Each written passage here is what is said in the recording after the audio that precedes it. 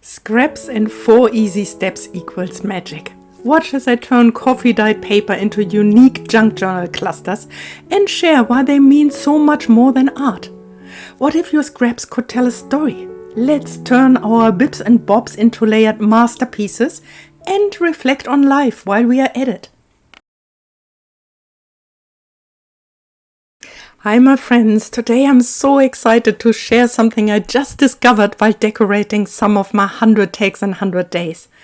While I followed 4 easy steps to create beautiful junk journal clusters for my 5 tag bases, I realized these clusters aren't just about creating something pretty for my journal. For me, they are about so much more. They tell stories and remind me that even the smallest, most imperfect pieces can come together to create something meaningful. So grab your scraps and a cozy cup of tea and let's dive into this creative journey together.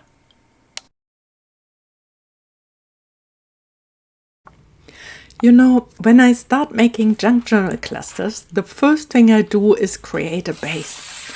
Sometimes I use coffee-dyed paper to give it that warm vintage feel. It's like starting fresh, creating something new to build on. But other times I will grab scraps left over from past projects, bits of torn paper or old book pages. Here I'm using an old coffee-dyed ledger paper and some bits and pieces that before I didn't even know what to use them for. And honestly, that mix of creating a new base and using what I already have sometimes feels like what I'm doing with my life. I started reflecting, and we all come with layers, I thought. Our past experiences, memories, and the things we've been through. That's the base we start with. Some of those layers are beautiful and inspiring, and others might feel messy or painful. But here's the thing. We also get to choose what new layers we want to add. Just like crafting, life gives us the chance to create something beautiful and meaningful by combining what we've been given with what we intentionally now bring here to our crafting project. When I'm layering scraps for a cluster, I think about how life is the mix of what's already there and what we decide to add. Maybe you bring something fresh, a new perspective, a skill you've learned, or even a relationship that adds richness to your life. Or maybe you take an old scrap, a past mistake, or a difficult experience and find a way to repurpose it into something that serves you now. It's such a powerful reminder that while we don't always get to choose our starting base or the things, the tools we have to work with, we do get to decide how we build on it.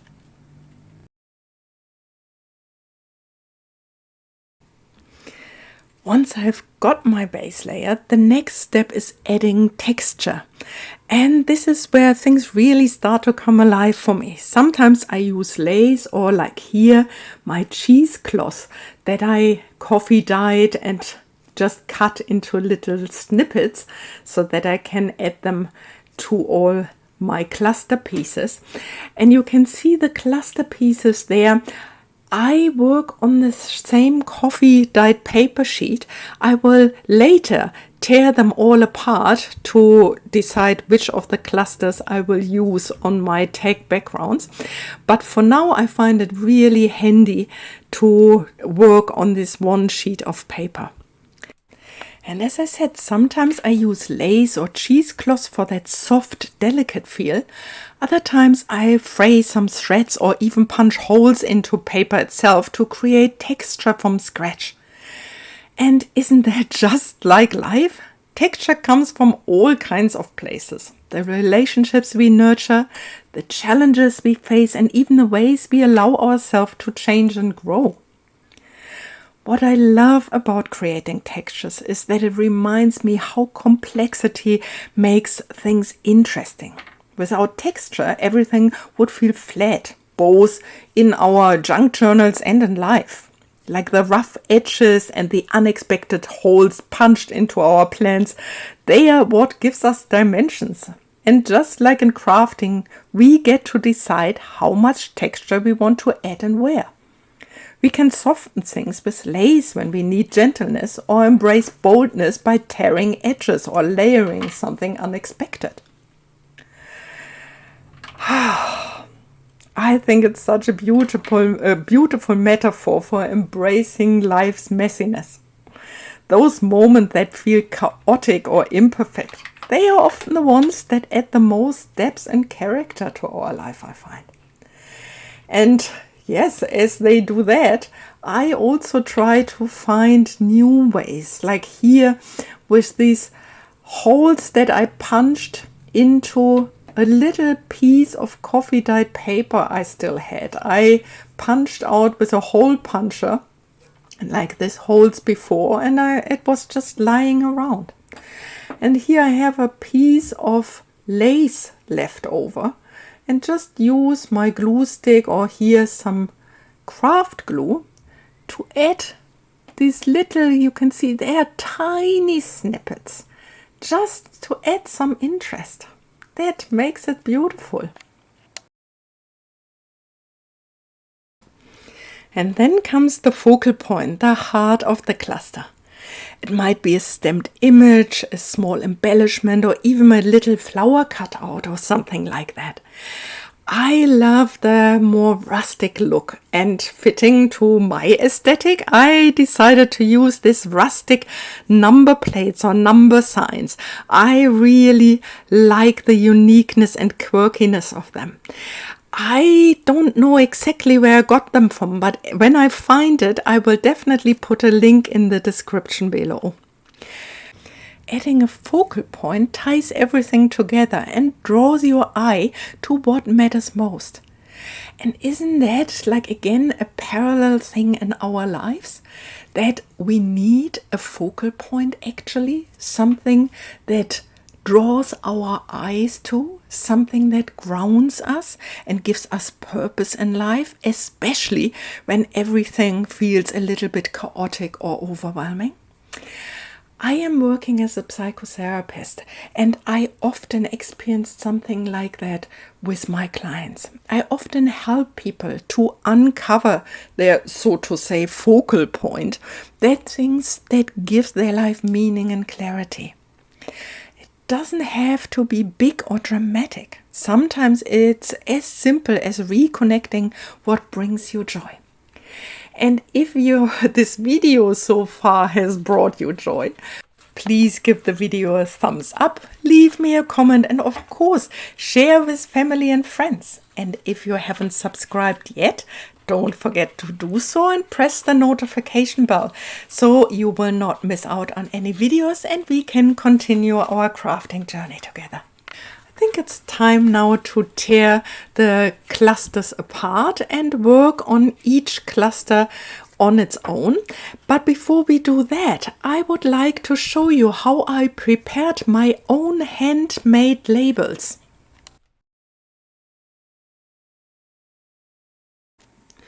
Once the cluster has its layers and texture, it's time for one of my favorite parts, adding labels. And labels are such a powerful element because they tell a story. They define what this piece is all about. Today I decided to use this entire stamping sheet and I make it easy for myself. Instead of peeling them all apart, I will use my archival ink and ink the entire sheet. This way I can just lift it and press it down on the coffee dyed paper. Very easy. And as I'm crafting them by hand, I can't help but think about how labels work in our lives too. Some labels are given to us by others, things people have said about us or ways they have tried to define who we are. Sometimes those labels stick around longer than they should, shaping how we see ourselves even when they don't fit anymore. But here's the thing, just like in crafting, we get to decide which labels stay and which ones go. When I'm making clusters, I love creating handmade labels because it feels so personal. It's like saying, this is my story. And in life, rewriting our label is one of the most empowering things we can do. Maybe you let go of an old label that doesn't serve you anymore, like not good enough or too much, and replace it with one that reflects who you truly are now. Creative, resilient, or worthy, or quirky, or whatever you like to put on this label. Here I'm using a glass coaster as my stamping pad. I found these glass coasters in a thrift shop, and they are of course then so much cheaper than the proper stamping pads, and they work nicely. They really do. And yes, I used them as a base and peeled off some of the stems that I really like, that I really prefer having. And so I can create something truly unique. And I also decided to stamp some empty labels, because writing our own labels isn't just about rejecting the ones that hurt. It's also about celebrating who we are becoming. It's about claiming ownership of our own story and saying, this is who I am. And when you step back and see those labels alongside all the layers and textures you have created, it's such a beautiful reminder that you are the author of your life. You can decide what will be written on these labels. I got a little bit carried away, as you can see. I had heaps and heaps of these little labels, but I love them in a little jar or in a little bowl. So then whenever I would like to make some clusters, I have them available here. I find them so beautiful.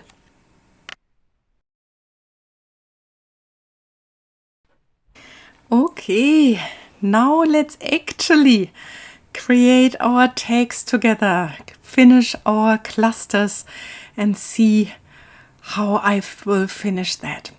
With all of the little labels, every time I am choosing a label, I am going around the label with the Distress Oxide ink.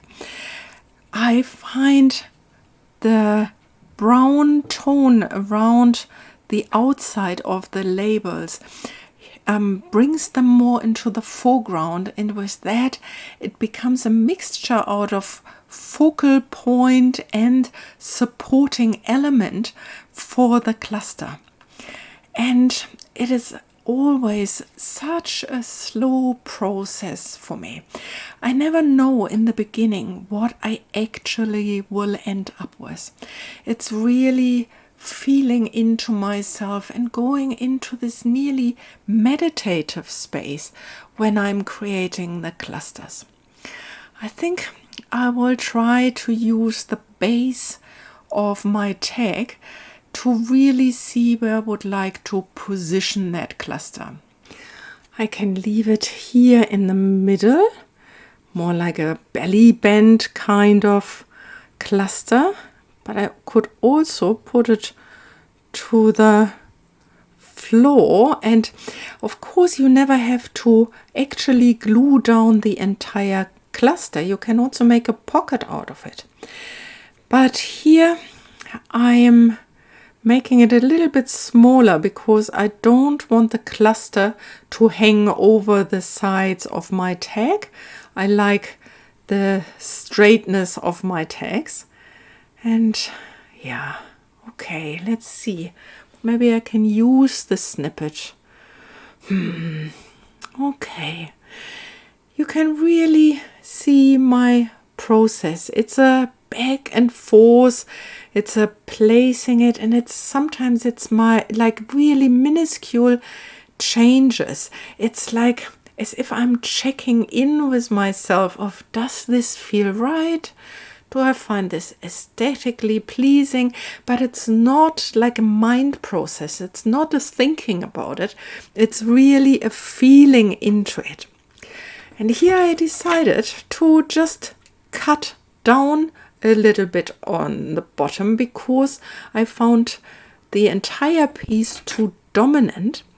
And then I thought it might be nice to have it looking out a little bit over the cluster, but leaving a tiny little corner on the left hand side where the background, like the wooden texture, is peeking through.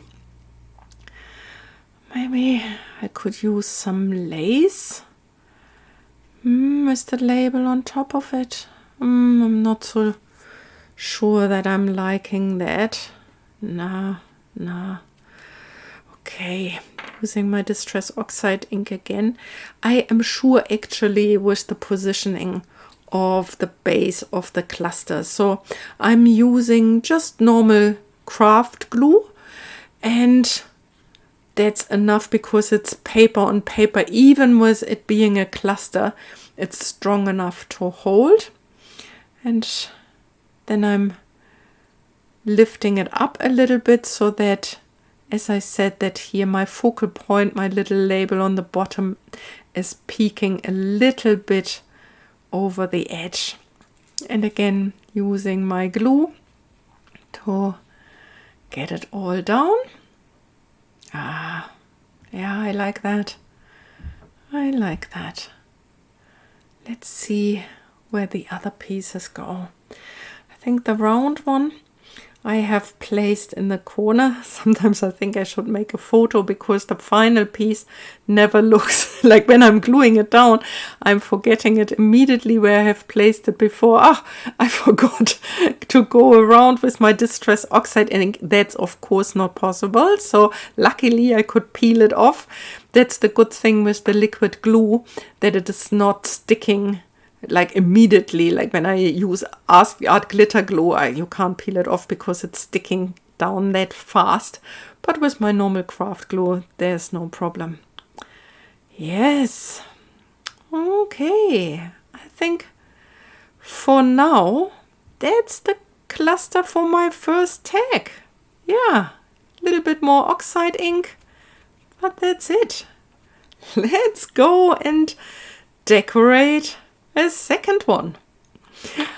I already glued down the cluster on the top of this tag, and yes, I like the rustic like view of this focal point. I find it really nice, especially also with the rough background that I use for all of my labels in these 100 takes and 100-day challenge.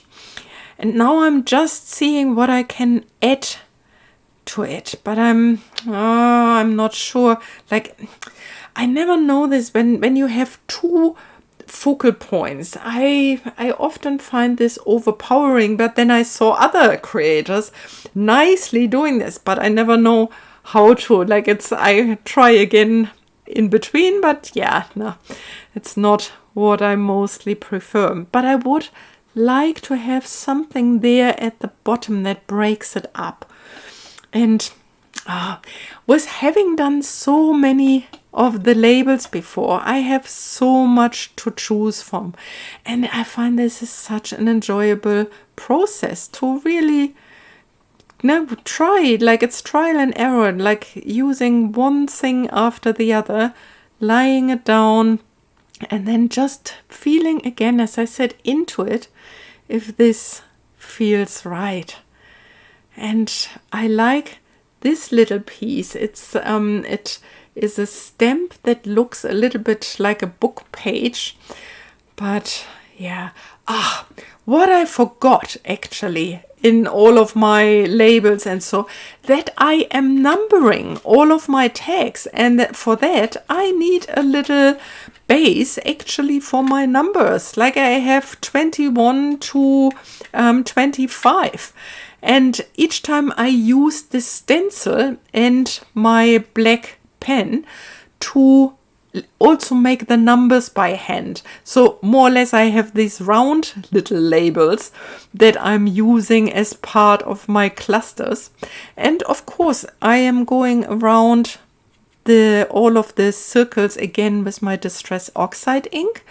And yeah, let me get the first tag, and yep, I can easily tuck the 21 under it because I didn't glue down the cluster fully. I never do this because I love when bits and pieces stand out a little bit and it's not all flat. I find it adds a nice little piece of texture. to the cluster. Here's my 21. And with that one, I would like to use my 25. And that is covering nicely the bottom here. Yeah, I find that is a nice addition. And I can glue this one, I would say, straight on top there, like covering a little bit of the circle. Yeah, I think that's a nice addition, and just have to straighten it up a little because sometimes I'm challenged with gluing things down in a straight line. Yeah, I like that. Okay, that brings us to the end of this tag, and for the next 3 I decided to leave you without my voice, but with beautiful music, just to lean back and relax. Have fun.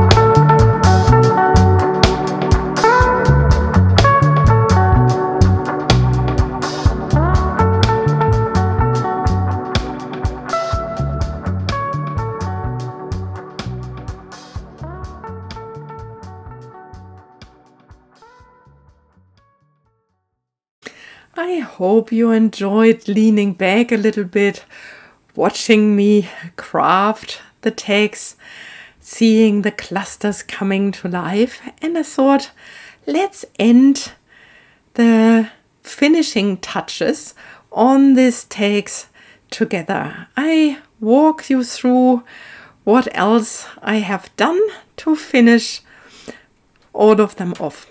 What I did first is I changed the size of my tags because I found them for the clusters I have done a little bit too tall. So I decided to cut them down. What I also like to do with my tags is to cover the backside with coffee dyed paper because I like to use the tags as writing space. And here I use my bone folder very carefully to press it down and to get all the air bubbles out from the backside, very carefully not to destroy the cluster. And then just, of course, using my scissors to cut around, get rid of all the leftover of my coffee dyed paper. I always enjoy this very spacey, very creative, very calm space that we have when we are crafting. It's like I have all the time in the world. I can use my time to, yes, craft. It is so relaxing for my nervous system. I hope you have similar experiences to me because for me it's such a precious space to be in. And then, like always, I go around with my Distress Oxide ink. This is vintage photo because I find it makes it looks beautiful and finished. Punch a hole in the top of my tags so that I can attach like a little piece of string and a little lace. When I finish a cluster and hold it in my hands, it always feels like more than just an art project. It feels like a reflection of wholeness for me. I know it sounds a little bit cheesy, but it's not perfect. It's layered and textured and maybe even a little messy, but it all comes together into something unique and beautiful. And isn't that just like us? We are all made up of so many different parts, our pasts, our choices, our complexities. But when you step back and look at the whole picture, there's so much beauty there. The finished cluster reminds me that growth isn't about erasing imperfections. It's about embracing them as part of your story.